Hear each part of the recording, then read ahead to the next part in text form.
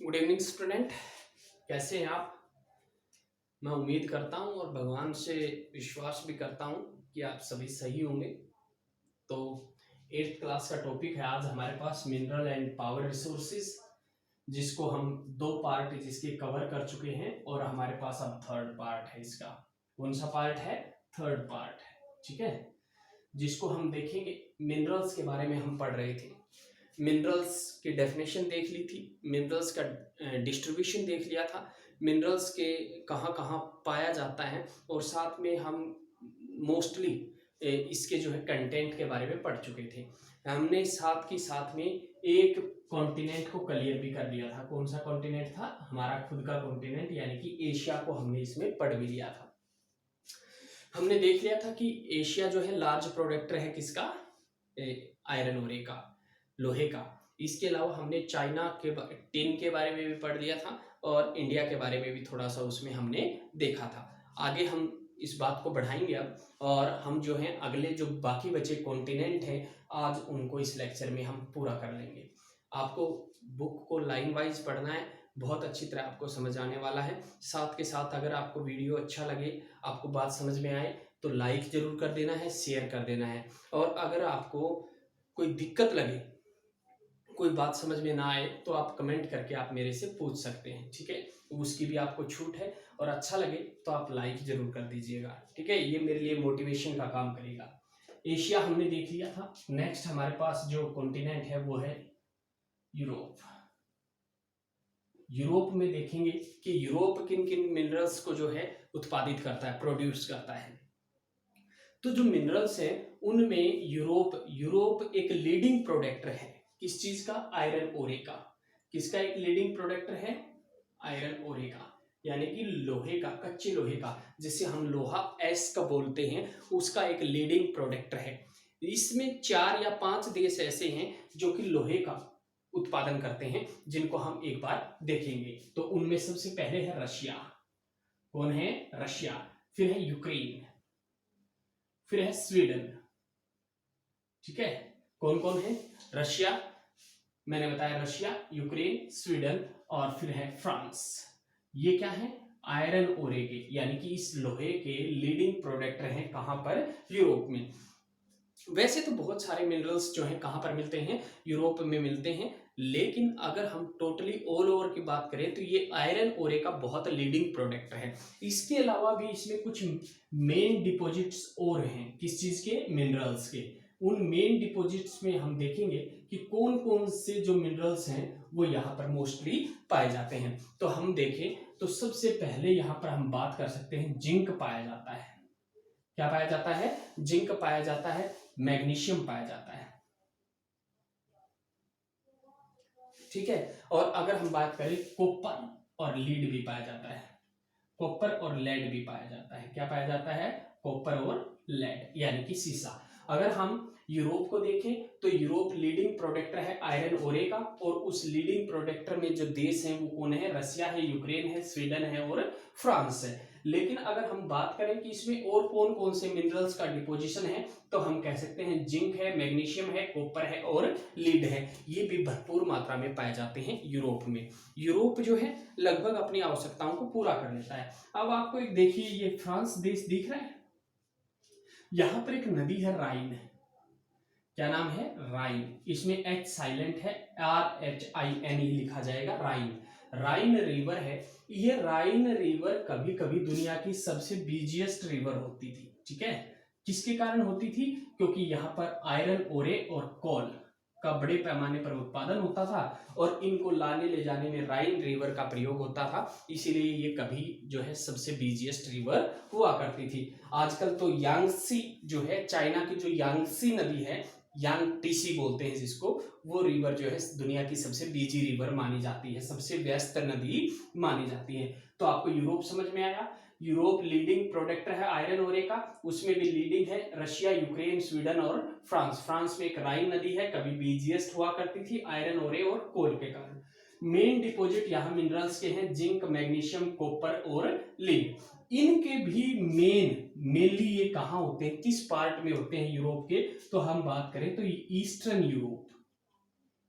कौन सा यूरोप की बात कर रहा हूं? ईस्टर्न यूरोप प्लस में जो यूरोप वाला रशिया है उस पार्ट में ये ज्यादा पाए जाते हैं। कहाँ ज्यादा पाए जाते हैं? ईस्टर्न यूरोप यानी कि पूर्वी यूरोप में, और प्लस में ईस्ट जो यूरोप वाला रशिया है उनमें ये बहुत बड़े भाग में पाए जाते हैं। ये था मिनरल्स के मामले में हमारा यूरोप। ठीक है, आगे देखते हैं। अगला हमारा जो कॉन्टिनेंट रहेगा वो रहेगा नॉर्थ अमेरिका। कौन रहेगा? नॉर्थ अमेरिका, जो कि काफी वैसे ही फेबुलस रहता है ना, जो कि दुनिया का सबसे बड़ा प्रोडक्टर है किस हर चीज का। नॉर्थ अमेरिका की बात करते हैं। ठीक है, दो अमेरिका है, ये नॉर्थ अमेरिका है और ये साउथ अमेरिका है। तो हम बात कर रहे हैं नॉर्थ अमेरिका की। नॉर्थ अमेरिका को समझने के लिए सबसे पहले इस रीजन को समझना जरूरी है। मैं आपको कुछ बातें बताऊंगा जिससे आपको आसानी से समझ में आएगा कि यहाँ पर कौन कौन से मिनरल्स का डिपॉजिट है। इस महाद्वीप में दो बड़े देश हैं, एक है कनाडा, और कनाडा और अमेरिका के बीच में एक लाइन है जो कि 49 डिग्री पैरेलल है, यानी कि 49 डिग्री जो अक्षांश रेखा है वो कनाडा और अमेरिका की क्या बनाती है? सीमा बनाती है। और इसी लाइन पर 5 झीलें हैं, 5 लेक्स हैं। इन्हीं 5 लेक्स को हम क्या कहते हैं? ग्रेट लेक्स कहते हैं। क्या कहते हैं? Great lakes. बात समझ में आई आपको? ये नॉर्थ अमेरिका है। नॉर्थ अमेरिका में दो मोस्ट पॉपुलस या फिर ये कह सकते हैं कि बिगेस्ट कंट्री हैं, एक कनाडा है, एक अमेरिका है। कनाडा और अमेरिका की जो सीमा है वो सीमा बनी नहीं हुई, जैसे भारत पाकिस्तान की सीमाएं लाइन खींची हुई है वैसे कोई लाइन नहीं खींची हुई, बल्कि इन्होंने दोनों ने सर्वसहमति से एक पैरेलल 49 पैरेलल को अपनी बीच की रेखा मान लिया, और इसी पर स्थित हैं 5 झीलें इकट्ठी, जिनको क्या कहते हैं? ग्रेट लेक्स बोलते हैं। क्या बोलते हैं? ग्रेट लेक्स, जिनमें सुपीरियर झील है, ईरी है, इरिंगटन है, और ईरी, इरिंगटन, सुपीरियर, ये झीलें इसमें शामिल हैं। 5 झीलें ही इसमें टोटल। ठीक है, अब आगे देखिए, हम बात कर रहे थे इसके मिनरल्स की कि इसमें कौन कौन से मिनरल्स पाए जाते हैं नॉर्थ अमेरिका में। ठीक है, तो नॉर्थ अमेरिका में अगर हम मिनरल्स की बात करेंगे तो हम उनको 3 पार्ट में डिवाइड करेंगे। कितने जोन में? 3 जोन, यानी कि नॉर्थ अमेरिका को हम कंप्लीटली 3 जोन में डिवाइड करेंगे और उसके बाद उसको अच्छी तरह से पढ़ पाएंगे। तो पहला जोन होगा इसका कैनेडियन जोन। ठीक है, पहला जोन कौन होगा? कैनेडियन जोन होगा, यानी कि जिसमें कनाडा का जो पार्ट है ये ग्रेट लेक के नॉर्थ में है। ठीक है, याद रखना, ग्रेट लेक के नॉर्थ पार्ट में, यानी जो ग्रेट लेक है उसके नॉर्थ में ये स्थित है कैनेडियन जो पार्ट है। दूसरा जो इसका जोन है वो है Appalachian zone. Appalachian, Appalachian zone जिसको हम बोल सकते हैं। अब अल्पेशियन या अपलेशियन एक पर्वतमाला है और इसमें भी जो है बहुत सारे मिनरल्स एक जगह पर डिपॉजिट मिलते हैं। इसके अलावा एक रेंज है यहाँ पर जिसको बोलते हैं कैनेडियन शील्ड रेंज। क्या बोलते हैं जिसको? वो कैनेडियन शील्ड रेंज। ठीक है, इन तीनों पार्टों में, फर्स्ट पार्ट, सेकंड पार्ट और थर्ड पार्ट, ज्यादातर नॉर्थ अमेरिका के मिनरल्स डिपॉजिट हैं। बात समझ में आया? बात समझ में आई आपको? मैंने कहा कि नॉर्थ अमेरिका है, इस नॉर्थ अमेरिका में जो मिनरल्स हैं वो 3 पार्ट में, 3 जोन में डिवाइड है। पहला जोन है कैनेडियन जोन जो कि ग्रेट लेक्स के नॉर्थ में है, दूसरा है अल्पेशियन जोन और थर्ड है कैनेडियन शील्ड रेंज। इन तीनों रेंज या जोन में ही हमें ज्यादातर क्या मिलता है? ज्यादातर मिनरल्स मिलते हैं। यहाँ पर कुछ और भी जो है जगह हैं जहां पर कुछ चीजें मिलती हैं, जैसे कि एक वेस्ट कोरिडेला, वेस्ट कोलिडेरा। ठीक है, ये भी एक पश्चिमी भाग में कोलिडेरा एक पर्वत श्रृंखला है और इसके आसपास, यानी जिसको हम पठार के भाग में, पठार भी कह सकते हैं, प्लेट्यू कह सकते हैं, यहाँ पर भी कुछ जो है मिनरल्स मिलते हैं, जैसे कि कॉपर है, जैसे कि क्या मिलता है? कॉपर मिलता है, लेड है, जिंक है, मैग्नीशियम है, इस तरह के जो मिनरल्स हैं वो कहाँ मिलते हैं, वेस्ट कोलेडेरा में मिलते हैं। कहाँ पर मिलते हैं, वेस्ट कोलेडेरा में मिलते हैं। इस तरह हमने नॉर्थ अमेरिका देख लिया। क्या देख लिया, नॉर्थ अमेरिका। नॉर्थ अमेरिका के बारे में हमने समझा कि जो मिनरल्स हैं 3 पार्ट में डिवाइड है। इसके अलावा इसका 4th पार्ट भी है जिसको हम बोल सकते हैं वेस्ट कोलेडेरा। यहाँ पर कॉपर, लीड, जिंक और मैग्नीशियम भरपूर मात्रा में मिलते हैं। यहाँ पर थोड़ा बहुत गोल्ड और सिल्वर भी पाया जाता है, ये भी याद रखना कि थोड़ा सा गोल्ड और सिल्वर भी पाया जाता है, लेकिन बहुत कम मात्रा में। गोल्ड और सिल्वर भी अमेरिका में मिलता है। ठीक है, इस तरह आपके 2 महाद्वीप क्लियर हो गए, एक यूरोप हो गया और एक नॉर्थ अमेरिका हो गया। ठीक है, इसको मैं रिमूव करता हूं। अगला हमारा है साउथ अमेरिका। कौन सा रह गया, साउथ अमेरिका। देखिए ये हमारा साउथ अमेरिका है। कौन सा अमेरिका है, साउथ अमेरिका है। तो साउथ अमेरिका की अगर हम बात करते हैं तो इसका सबसे बड़ा ही देश अपने आप में कौन है, ब्राजील है। ब्राजील। और ब्राजील कौन सी नदी के जंगलों में है, अमेजन। अमेजन रिवर के वन यहाँ पर पाए जाते हैं। कौन सी रिवर के वन है, अमेजन रिवर के। तो जो ब्राजील है, वैसे थोड़ा ब्राजील के बारे में जान लीजिए कि ब्राजील कौन से महाद्वीप का देश है, साउथ अमेरिका का। साउथ अमेरिका महाद्वीप का सबसे बड़ा देश कौन है, तो ब्राजील है। इसको ब्राजील क्यों कहा जाता है, क्योंकि इसमें एक ब्राजीलिया नामक पेड़ पाया जाता है। कौन सा पेड़ पाया जाता है, ब्राजीलिया नामक पेड़ पाया जाता है, जिससे लाल रंग की डाई बनती है। ठीक है, रेड रंग की डाई बनती है किससे, ब्राजीलिया नामक पेड़ से, जो कि ब्राजील में पाया जाता है। और इसी पेड़ पर इस देश का नाम पड़ा है क्या, ब्राजील। और इसमें अमेजन नदी के जो जंगल हैं वो भी पाए जाते हैं। ठीक है, ये जो है दुनिया में सबसे हाई ग्रेड, क्या बोल सकते हैं, बात करते हैं ब्राजील की या फिर साउथ अमेरिका की, तो दुनिया का सबसे हाई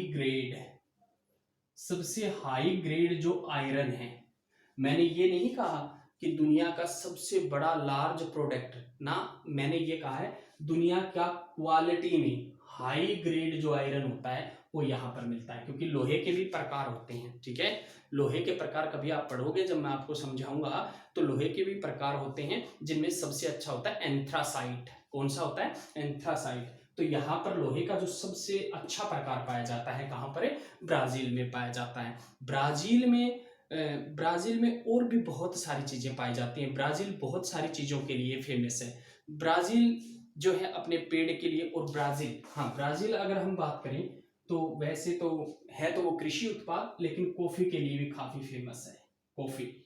कॉफी भी बड़ी मात्रा में होती है। एक कहावत है कि दुनिया में जितनी कॉफी पैदा होती है ब्राजील उतनी कॉफी को अपनी नदियों में बहा देता है, यानी कि उतनी कॉफी उसकी खराब निकल जाती है। ठीक है, इसमें 2 देश हैं ब्राजील के अलावा, साउथ अमेरिका के 2 देश हैं, एक है चिले और एक है पेरू। नाम सुना ही होगा आपने, एक का नाम क्या है, चिले, और एक का नाम क्या है, पेरू। दोनों सिल्वर के लिए काफी प्रसिद्ध हैं। ठीक है, चांदी भरपूर मात्रा में मिलती है, इसके अलावा थोड़ा बहुत गोल्ड भी। क्या मिलता है इनमें, चिले और पेरू में, इनमें जो है भरपूर मात्रा में लगभग क्या मिलता है, सिल्वर, और क्या मिलती है, गोल्ड मिलता है। इसके अलावा अगर हम बात करें तो यहाँ कॉपर भी बहुत है।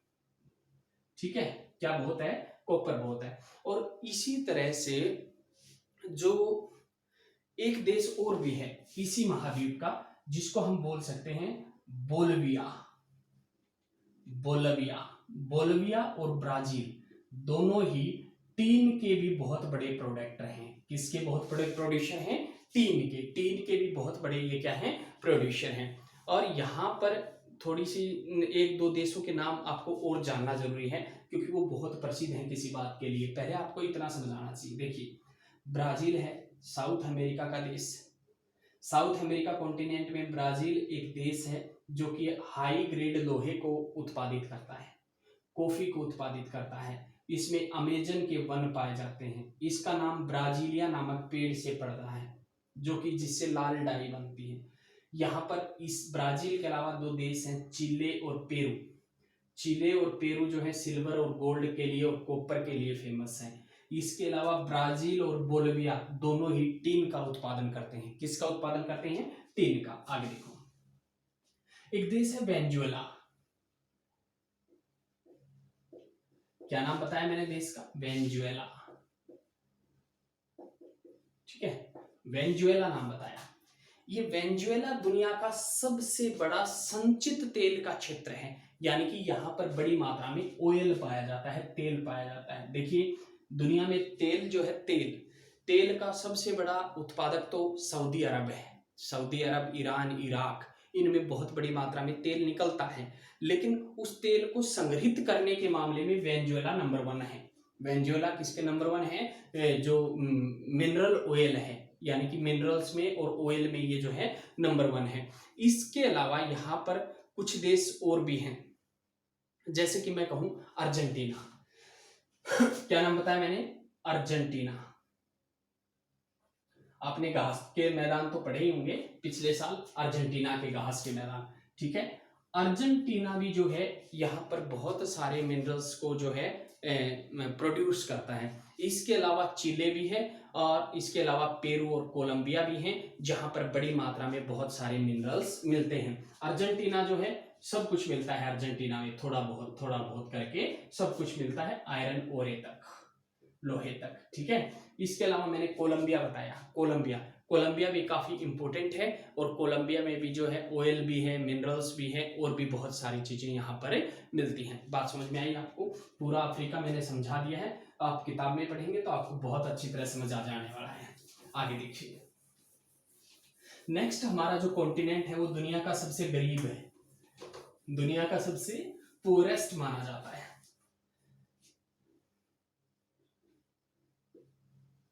ठीक है, अफ्रीका।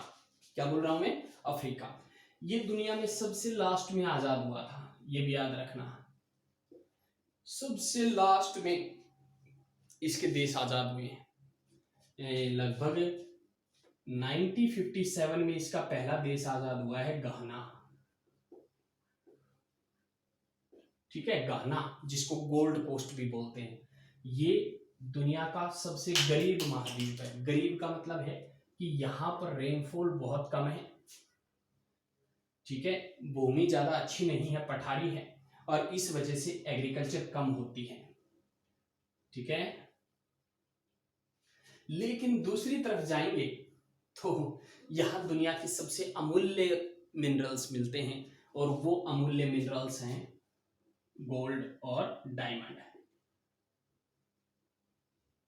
ठीक है, देखिए जो गोल्ड है, किलबरे की खान,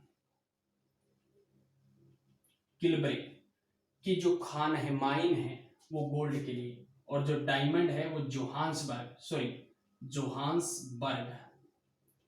ये प्रसिद्ध है अपने डायमंड के लिए। तो यहाँ पर सीधी सी बात है, जो अफ्रीका है दुनिया का सबसे गरीब देश, महाद्वीप है, क्योंकि यहाँ पर रेनफॉल कम है और एग्रीकल्चर कम होती है, भूमि ज्यादा अच्छी नहीं है। सबसे लास्ट में इन देशों ने रिप्रेजेंटेशन ग्रेट किया है, यानी कि सबसे ज्यादा लास्ट में ये आजाद हुए हैं। 1957 में इनका पहला देश आजाद हुआ था, जिसे घाना बोलते हैं। घाना को गोल्ड कोस्ट भी बोला जाता है। गोल्ड कोस्ट क्या बोला जाता है? गोल्ड कोस्ट भी बोला जाता है। लेकिन इसमें बहुत इंपॉर्टेंट जो मिनरल्स हैं वो पाए जाते हैं, मैंने आपको बता दिया, डायमंड और गोल्ड। और इसके अलावा एक और है, प्लेटिनियम। क्या बताया मैंने? प्लेटिनियम। गोल्ड, डायमंड और प्लेटिनियम ये कहाँ पाए जाते हैं? अफ्रीका में पाए जाते हैं। इसके अलावा यहाँ पर अगर हम देखें तो कुछ देश ऐसे भी हैं जिनमें ये तीनों चीजें ही मिलती हैं, जैसे कि अफ्रीका है, अफ्रीका, साउथ अफ्रीका का ही एक देश है अफ्रीका, साउथ अफ्रीका, अफ्रीका महाद्वीप का एक देश है साउथ अफ्रीका। इसी तरह जिम्बाब्वे, इसी तरह जायरे, ये 3 देश हैं जिनमें बहुत बड़ी मात्रा में ये तीनों चीजें, गोल्ड, डायमंड और प्लेटिनियम मिलता है। गोल्ड, डायमंड और क्या मिलता है? प्लेटिनियम मिलता है। यहाँ पर थोड़ा बहुत पुरानी चट्टानें हैं। इवन यहाँ ये भी माना जाता है कि दुनिया में मानव की शुरुआत, या जो शुरू का मानव है वो अफ्रीका में ही आया था। यानी मानव का जन्म कहाँ हुआ था पहली बार? तो अफ्रीका में हुआ था। इसे मानव सभ्यता का पालना भी कहा जाता है। अफ्रीका को ही मानव सभ्यता का पालना कहा जाता है, क्योंकि पहली बार मानव का जन्म भी कहाँ हुआ था? अफ्रीका में हुआ था। इसकी चट्टानें बहुत पुरानी हैं, याद रखना, इसकी चट्टानें बहुत ज्यादा पुरानी हैं, इसलिए यहाँ गोल्ड, डायमंड और प्लेटिनियम मिलता है। और इन देशों में खास करके मिलता है। किलबरे की खान, जोहान्सबर्ग की खान के बारे में मैंने आपको बता दिया। एक बात और याद रखनी है आपको, यहाँ पर ऑयल भी मिलता है। क्या मिलता है? थोड़ा बहुत ऑयल भी यहाँ पर मिलता है। जैसे कि मैं आपको 3 देशों के नाम बताऊंगा इसमें। नाइजीरिया है, नाइजर है, ठीक है, नाइजीरिया है और नाइजर है, और इसके अलावा लीबिया। क्या बताया है? लीबिया। यहाँ पर भरपूर मात्रा में ऑयल मिलता है। ऑयल भी अपने आप में क्या है? एक मिनरल्स है, ठीक है। ये था हमारा अफ्रीका। अफ्रीका आपने देख लिया, रेनफॉल कम, एग्रीकल्चर कम, सबसे गरीब, लेकिन गोल्ड, डायमंड, प्लेटिनियम मिलता है, क्योंकि सबसे पुरानी चट्टानें हैं यहाँ की। मानव सभ्यता का पालना, पहला देश जो आजाद हुआ। हिस्ट्री और जियोग्राफी दोनों आपको मिल रही है इसमें, तो आप ये बात ध्यान रखना, ठीक है। इसको बार बार देखना, समझ में ना आए तो फिर पूछना, ठीक है। नेक्स्ट देखते हैं, नेक्स्ट पे चलते हैं। तो नेक्स्ट जो हमारा रहेगा वो रहेगा ऑस्ट्रेलिया। वो रहेगा ऑस्ट्रेलिया, ठीक है। एक अलग थलग महाद्वीप, बिल्कुल साउथ में, आपको पता ही, आप जानते ही हैं, बिल्कुल साउथ में है। बॉक्साइट का वर्ल्ड में सबसे लार्ज प्रोडक्टर है। बॉक्साइट का, किसका सबसे बड़ा प्रोडक्टर है? बॉक्साइट। बॉक्साइट दुनिया में सबसे बड़ा लार्ज प्रोडक्टर कौन है? ऑस्ट्रेलिया है। इसी तरह यहाँ पर 2 जगह हैं, जो एक का नाम है कालगुरली। क्या नाम बताया मैंने? कालगुरली, ठीक है। और एक का नाम मैं आपको और बताता हूं, कोलडेरा बोल सकते हैं, कोलडेरा, ठीक है। आप जब बुक में पढ़ेंगे तो ये दोनों नाम आपको मिल जाएंगे, कालगुरली और कोलडेरा। यहाँ पर भी भरपूर मात्रा में खनिज पाए जाते हैं, भरपूर मात्रा में क्या पाए जाते हैं? मिनरल्स पाए जाते हैं, ठीक है। और ऑस्ट्रेलिया में कोई ऐसी बात है नहीं, लगभग सभी खनिज थोड़ी थोड़ी मात्रा में पाए जाते हैं। ये बॉक्साइट का लार्ज प्रोडक्ट है, ये याद रखना है। किसका लार्ज प्रोडक्ट है? बॉक्साइट का। ये अपनी ग्रेट बैरियर रीफ के कारण प्रसिद्ध है। ग्रेट बैरियर रीफ, ये क्या होती है? ये कभी आगे चलेंगे जब आपको समझाएंगे कि ग्रेट बैरियर रीफ क्या होती है, ठीक है। ऑस्ट्रेलिया हो गया। लास्ट वन देखिए, अंटार्कटिका,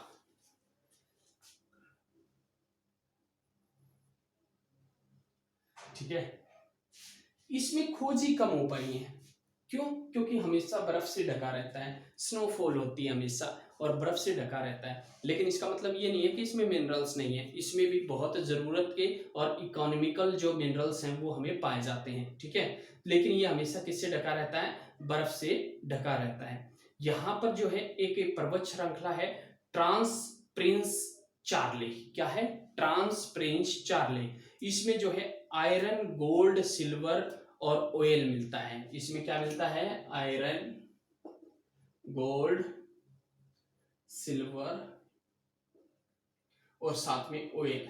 यहाँ पर इकोनॉमिकल रूप से, इकोनॉमिकल मतलब कि आर्थिक दृष्टि से ये सभी चीजें यहाँ पर मिलती हैं। कहाँ पर मिलती हैं? अंटार्कटिका। आयरन मिलता है, गोल्ड है, सिल्वर है, ऑयल है। अगर हम भविष्य में यहाँ खोज कर पाए तो यहाँ बहुत सारे मिनरल्स हैं। भारत ने अपनी खोज को रखने के लिए यहाँ पर 2 शोध केंद्र बना रखे हैं। एक का नाम है भारती और एक का नाम है गंगोत्री, ठीक है। ये 2 शोध केंद्र हैं इंडिया के अंटार्कटिक में। क्या क्या नाम बताया मैंने? एक का नाम बताया भारती, दूसरे का गंगोत्री। यहाँ पर स्नोफॉल होती है इसलिए कम खोजें होती हैं, लेकिन फिर भी यहाँ आयरन, गोल्ड और सिल्वर और ऑयल मिलता है हमारी इकोनॉमिक के अनुसार। आज तक हमारे सभी कॉन्टिनेंट खत्म हो गए हैं। लाइन वाइज इनको पढ़ेंगे तो आपको बड़ी अच्छी तरह समझ में आएगा। कल इंडिया के बारे में बात करेंगे और आगे चलेंगे, और साथ में फिर वाटर रिसोर्सेज के बारे में, पावर रिसोर्सेज के बारे में बातचीत करेंगे। Thank you, have a nice day. Thank you.